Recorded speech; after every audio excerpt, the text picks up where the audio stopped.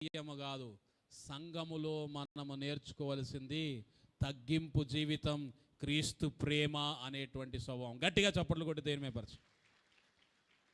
we have been called, మనల్ని దేవుడు పిలుచుకున్నది దేని కొరకు? ప్రేమ చూపుటకును సత్కార్యములు చేయుటకు. హెబ్రీలకు రాసిన పత్రిక 10వ అధ్యాయం 24వ వచనం.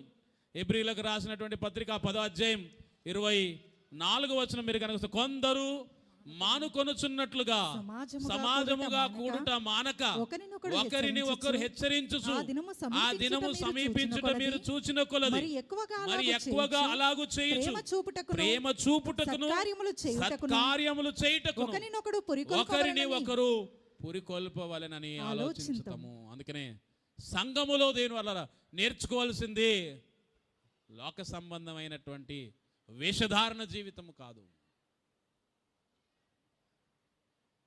మనం నేర్చుకోవాల్సింది రాజకీయాలు కాదు. మనం చేయాల్సింది అధికారాలు, స్థానాలు కాదు.